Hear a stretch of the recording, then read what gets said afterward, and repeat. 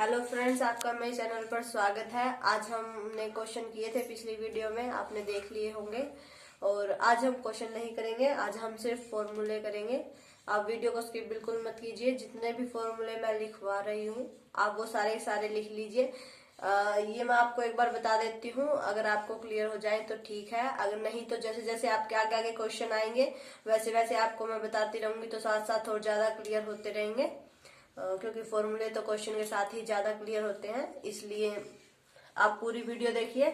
इसमें हम आपके जितने भी एग्जाम में आने चाहिए फॉर्मूले, मैंने वो सारे करने की कोशिश की है। फिर भी कोई रह जाता है तो हम बाद में जैसे क्वेश्चन करेंगे तो मैं साथ आपको बताती रहूंगी कि इसमें ये फॉर्मूला यूज हुआ है। तो आप वीडियो को स्किप बिल्कुल मत कीजिएगा और पूरी वीडियो देखिएगा। देखिए, ये हमारे कुछ अलजेब्रिक फॉर्मूले हैं, यानी कि अगर इसमें आपको एक्स वाई में दिए जाएंगे, यानी कि आपको ऐसे दिया जाता है कि एक्स प्लस वाई का स्क्वायर क्या होगा, तो उसका फॉर्मूला पूछा जा सकता है। क्यूब का पूछा जा सकता है, स्क्वायर का पूछा जा सकता है, 4 का भी पूछा जा सकता है। तो देख लीजिए, कुछ फॉर्मूले हैं अलजेब्रिक के। ए प्लस बी का स्क्वायर है, उसे हम कैसे खोलेंगे? पहले ए का स्क्वायर, फिर बी का स्क्वायर और फिर 2 के साथ मल्टीप्लाई करेंगे ए बी की, तो वो हमारा फॉर्मूला हो जाएगा। ए प्लस बी का स्क्वायर क्या होगा? ए का स्क्वायर प्लस बी का स्क्वायर प्लस 2ab। या फिर इसे आप ऐसे भी लिख सकते हैं, ए माइनस बी का स्क्वायर और माइनस प्लस 4ab। इसे आप ऐसे भी लिख सकते हैं, तो भी आपका यही बनेगा। इसे खोलकर ए माइनस बी का स्क्वायर हमारा क्या होगा? ए का स्क्वायर प्लस बी का स्क्वायर माइनस 2ab होगा। इसका फॉर्मूला जो है वो ये बनेगा, ए का स्क्वायर प्लस ही करना है बीच में बी का स्क्वायर, फिर माइनस आएगा 2ab से पहले माइनस आएगा। ये मत सोचिएगा कि ये यहाँ पर प्लस का तो था साइज का प्लस आ गया, ये माइनस का तो साइज का माइनस होगा, नहीं, यहाँ पर प्लस ही आएगा, यहाँ माइनस आएगा। अब देखिए, जैसे ये माइनस बी का स्क्वायर है, इसे हम खोलेंगे तो हमारा ये बनेगा। इसमें प्लस 4ab करेंगे तो 4 में से ये 2 चला जाएगा, तो प्लस का 2ab बच जाएगा, यानी कि ये वाला फॉर्मूला जो है हमारा बन जाएगा। तो इसे हम ऐसे लिख सकते हैं और इस फॉर्मूले को हम ऐसे लिख सकते हैं। इस फॉर्मूले को जो है वो हम ऐसे लिख सकते हैं, ठीक है। इन्हें आप ऐसे भी लिख सकते हैं और ऐसे भी लिख सकते हैं, कोई दिक्कत नहीं है। अब देखिए, अगर आपको ये दिया जाए कि ए स्क्वायर माइनस बी स्क्वायर, यानी कि आपको कुछ ऐसा दे दिया जाए एक्स स्क्वायर है माइनस वाई स्क्वायर है, यानी कि देखिए ये इन दोनों में बहुत फर्क है। एक तो इनका पूरे का स्क्वायर दिया जाए और एक उनके ऊपर जो है वो अलग अलग स्क्वायर दिया जाए। ये अलग अलग है, इन्हें एक मत कर दीजिएगा। देखिए, ए स्क्वायर माइनस बी स्क्वायर होगा, तो उसे हम कैसे खोलेंगे? पहले ए प्लस बी फिर ए माइनस बी, एक बार प्लस में लिखेंगे दोनों टर्म्स, फिर एक बार माइनस में। तो इस तरह से आपको ये करना है। अगर हमारा कुछ ऐसे दे दिया जाता है कि एक्स प्लस ए और एक्स प्लस बी, तो इसे हम कैसे लिख सकते हैं? इसे हम ऐसे लिख सकते हैं, एक्स स्क्वायर ए प्लस बी एक्स और ए बी। इसे देखिए, मैं आपको खोल के दिखा देती हूँ। एक्स की जब हम एक्स के साथ मल्टीप्लाई करेंगे तो X square plus B X, फिर ए की एक्स के साथ plus A X plus A B, ठीक है। इनमें से जो है वो हमारा ए कॉमन का ए जो है एक्स जो है वो कॉमन निकाला हुआ है, तो ये यहाँ पर ए प्लस बी बच जाएगा प्लस ए बी, तो ये हमारा यही बन जाएगा। तो ये ऐसे बना कर दिया गया है, तो ये आप ऐसे याद करेंगे। अगर ए प्लस बी का क्यूब करना है तो ए की क्यूब प्लस बी की क्यूब प्लस 3ab। देखिए, क्यूब है तो 3ab आ जाएगा, ठीक है। फिर एक a प्लस बी और भी आएगा, इसे ऐसे याद करना है, पहले इसकी क्यूब फिर इसकी क्यूब, फिर क्यूब है तो 3ab और स्क्वायर है तो 2ab, ठीक है। फिर एक और a प्लस बी। अब a माइनस बी की क्यूब होगा तो a की क्यूब माइनस बी की क्यूब माइनस 3ab और यहाँ पर a माइनस बी। तो इस तरह से आप मतलब डिफरेंस करके दो फॉर्मूलाज में आप इन्हें याद कर सकते हैं। अगर देखिए 3 टर्म्स दे दी जाए, यानी कि एक तो x और y दिया जाए या फिर z भी दे दिया जाए, तो उसे हम कैसे खोलेंगे? a प्लस बी प्लस सी का स्क्वायर दे दिया जाए तो वो क्या होगा? a का स्क्वायर प्लस बी का स्क्वायर प्लस सी का स्क्वायर, ठीक है। फिर 2, पहले ये दो 2ab 2bc और 2ca, तो इस तरह से आपका फॉर्मूला बन जाएगा, ए स्क्वायर बी स्क्वायर सी स्क्वायर फिर 2ab फिर 2bc फिर 2ca। तो इस तरह से आप ये कर सकते हैं। अब अगर मान लीजिए आपका यहाँ पर प्लस की जगह माइनस दे दिया जाए तो क्या होगा? पहले सभी प्लस में लिखने हैं, A square plus B square plus C square, ठीक है। फिर देखिए ये दोनों हमारे पॉजिटिव है तो प्लस का 2ab, फिर ये दोनों लिखने हैं तो एक माइनस का है तो माइनस का 2bc, फिर ये दोनों लिखने हैं तो ये माइनस का है तो माइनस का 2ca। ठीक है, इसे आप ऐसे याद कर सकते हैं कि ये माइनस का है c, अगर इसके साथ आएगा तो भी माइनस लेगा और इसके साथ आएगा तो भी माइनस का आएगा, और ये दोनों पॉजिटिव है तो ये प्लस का आएगा। इसे आप इस तरह याद कर सकते हैं।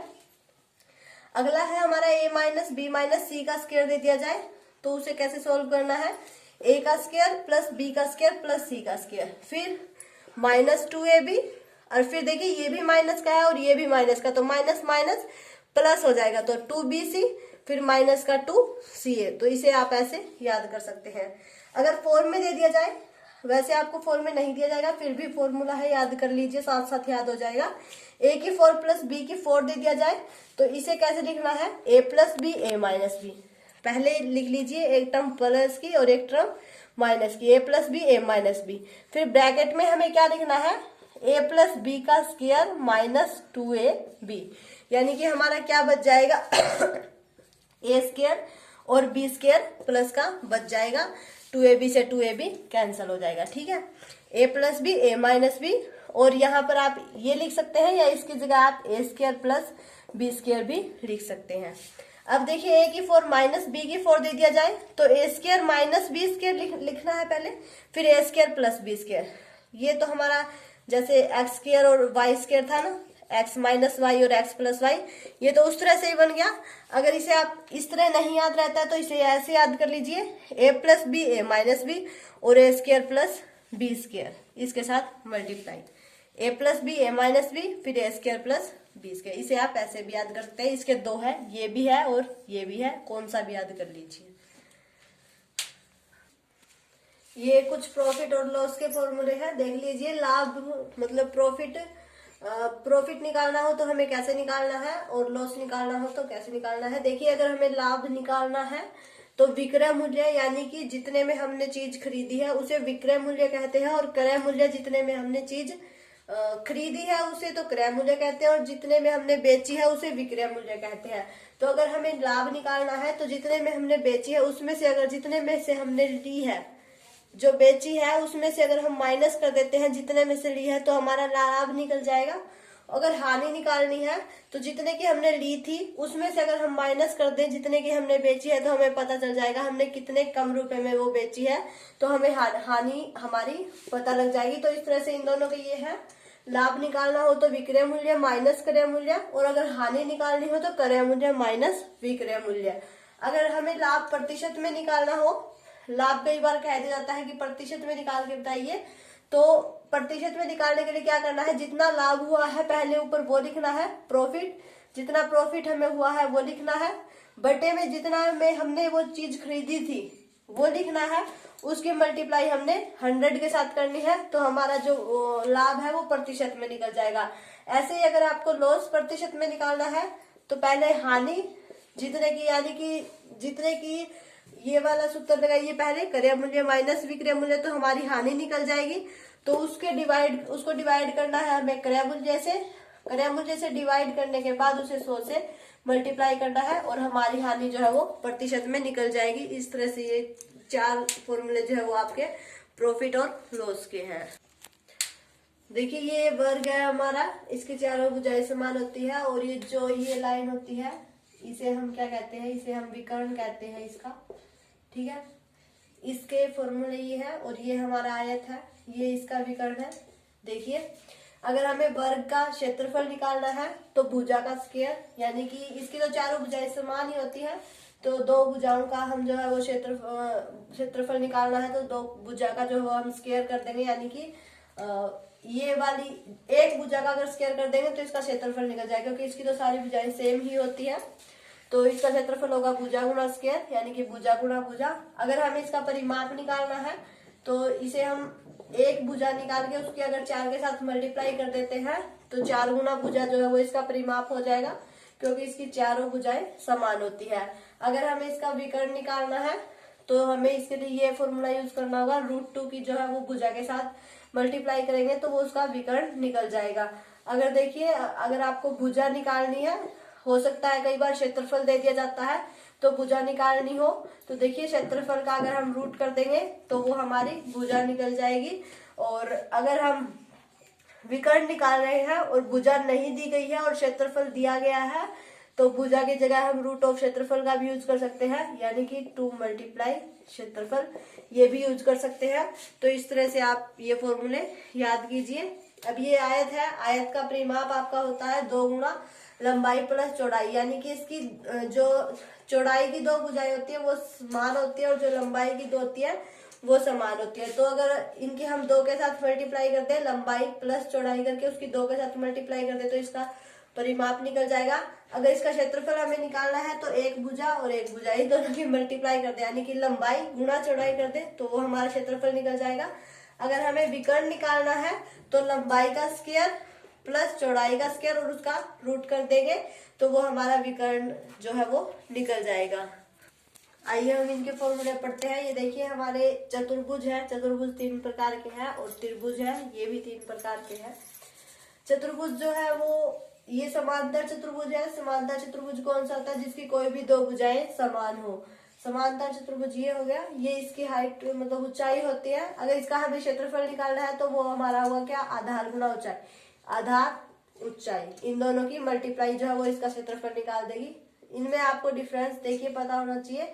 कोई भी दो भुजा समान हो सकती है समांतर चतुर्भुज में।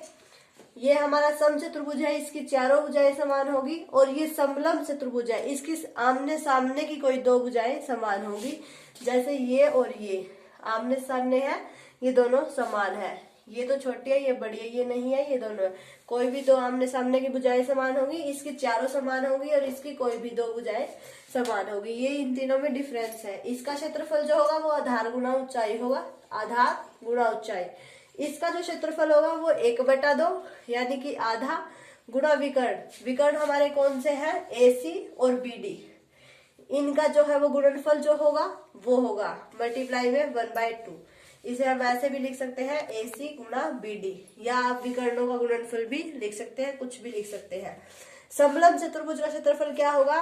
1/2 समांतर भुजाओं का योग, यानी कि ये दोनों भुजाएं समान है तो इनका योग और गुणा में ऊंचाई, ये जो है ये हमारी ऊंचाई होगी, ये ऊंचाई। तो 1/2 समांतर भुजाओं का योग गुणा ऊंचाई, ये इसका क्षेत्रफल होगा। तो इस तरह से आप इन तीनों में डिफरेंस कर सकते हैं और इसके क्षेत्रफल का फॉर्मूला याद कर सकते हैं। अब त्रिभुज देखिए, त्रिभुज ये हमारा त्रिभुज है। किसी भी त्रिभुज का अगर हमें क्षेत्रफल निकालना है तो हम ये फॉर्मूला यूज कर सकते हैं, S × S - A, S - B, S - C, इनका रूट। कब? S जब हमारा क्या होगा? AB और C होगा, और जो ABC है वो हमारी क्या होंगी? त्रिभुज की ये भुजाएं होंगी, ठीक है। ये वाले ABC क्या होंगे? ये त्रिभुज की ये भुजाएं होंगी। और जो S है ये क्या होगा? A + B + C का योग करके बाय में 2 करके जो निकलेगा वो हमारा S होगा। उससे हम किसी भी त्रिभुज का क्षेत्रफल निकाल सकते हैं। ये हमारा समद्विबाहु त्रिभुज है। इसका अगर हमें क्षेत्रफल निकालना है, समद्विबाहु मतलब जिसकी 2 भुजाएं समान हो, वो हमारा समद्विबाहु होता है। इसका अगर क्षेत्रफल निकालना है तो 1/2 गुणा आधार गुणा ऊंचाई, इस तरह से हम निकाल सकते हैं। अब जो हमारा समकोण होता है, समकोण त्रिभुज, ये हमारा समकोण है जिसमें हमारा 90 डिग्री का कोण बनता है। इसका अगर हमें क्षेत्रफल निकालना है तो हमारा यही होगा 1/2 आधार गुणा ऊंचाई। लेकिन ये समकोण त्रिभुज बोला जाएगा और इसे समद्विबाहु। समबाहु त्रिभुज जो हमारा होगा जिसकी भुजाएं समान होंगी, उसका अगर क्षेत्रफल निकालना है हमें तो ये फॉर्मूला यूज करना है, √3/4, और जो भुजा होगी उसका स्क्वायर करना है। अगर हमें उसका लंब निकालना है, यानी कि उसे इस तरह से जैसे खड़ा है वो निकालना है, तो उसके लिए हमें क्या यूज करना पड़ेगा? ये वाला फॉर्मूला, √3/2 गुणा में भुजा। तो इस तरह से आप त्रिभुज और चतुर्भुज इनमें डिफरेंस देख सकते हैं और इनके फॉर्मूले में डिफरेंस देख सकते हैं और उन्हें याद कर सकते हैं। देखिए ये हमारा पाइथागोरस का एक सूत्र होता है। ये हमारा था कर्ण का स्क्वायर = में आधार का स्क्वायर प्लस लंब का स्क्वायर। ये मतलब त्रिभुज के लिए होता है। जैसे मान लीजिए ये हमारा त्रिभुज है, इस पे हमें ये नहीं दिया गया, ये भुजा दी गई है और ये भुजा दी गई है, हमें ये निकालनी है तो हम इसके द्वारा निकाल सकते हैं। ये हमारा कर्ण होता है, ये आधार होता है और ये लंब होता है। तो इस तरह से अगर कोई 2 भुजाएं दी गई हो, एक न दी गई हो, तो आप इस सूत्र का यूज कर सकते हैं।